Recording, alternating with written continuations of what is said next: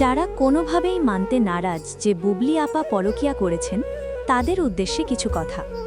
2017 সালের আগে সাধারণ মানুষ হয়তো শাকিব খান আর অপু বিশ্বাসের বিয়ের কথা জানত না, কিন্তু ইন্ডাস্ট্রির অনেকেই জানত।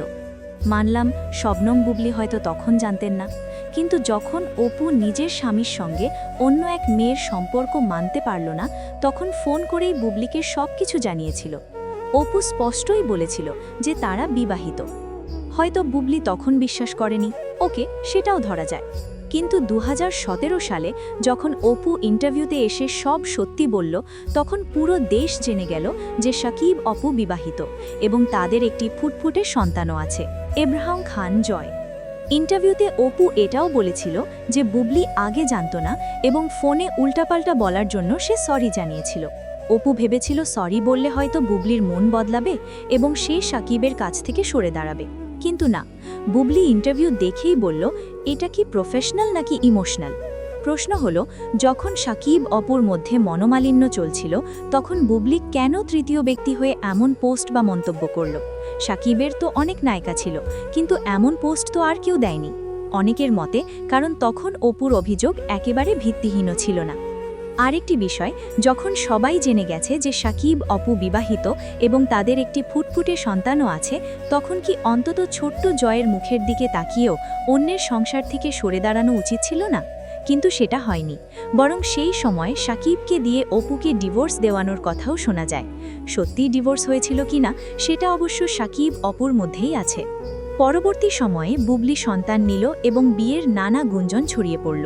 বুবলি নিজেই বলেছে এটা নাকি তাদের প্ল্যান বেবি। তবে প্ল্যান বেবি হলে কেন শাকিব 2.5 বছর পর তার ছেলে দেখতে গেল? পরিচালক ইকবাল জানিয়েছিলেন শাকিব তখন আর ভালো বন্ধুর মতো ছিল, আর শাকিব নিজেই বলেছে যে সে ভেজালে পড়েছে, কারণ বুবলি প্রেগনেন্ট এবং সে বুবলিকে বিয়েও করেনি। বুবলি অত্যন্ত চালাক মেয়ে, জানত অন্যের জামাই কিভাবে আটকে রাখা যায় এবং সম্পর্ক দীর্ঘ সময় ধরে রাখা সম্ভব, যা এখন আমরা দেখতে পাচ্ছি। তারপর যখন শাকিব আর অপুর অভিমান কমে গেল, তখন বুবলি পেটের ছবি পোস্ট করে সাংবাদিকদের বাবা খোঁজার দায়িত্ব দিয়ে দিয়েছিল, যা সবাই দেখেছে। মাঝে মাঝে বুবলি ইন্টারভিউতে বলে সে নাকি শুধু সিঙ্গেল ছেলেকেই বিয়ে করেছে, অর্থাৎ ডিভোর্সের পর। ডিভোর্সের পর বিয়ে করলে তো দোষের কিছু নেই। সমস্যা হলো যদি তার আগেই পরকীয়ার সম্পর্ক থেকে থাকে এবং সেই কারণে একটি সংসার ভেঙে যায়, তখন মানুষ প্রশ্ন করবেই। যেমন নাজিম তানিশাদেরও একই পরিস্থিতি। তারা ডিভোর্সের পর বিয়ে করেছে, তবে তানিশা তার আগের সম্পর্কের কারণে মিমের সঙ্গে ডিভোর্স ঘটিয়েছে এবং বুবলির মতো পরবর্তীতে নিজের সুবিধা অনুযায়ী শাকিবকে সিঙ্গেল বানিয়ে বিয়ে করেছে।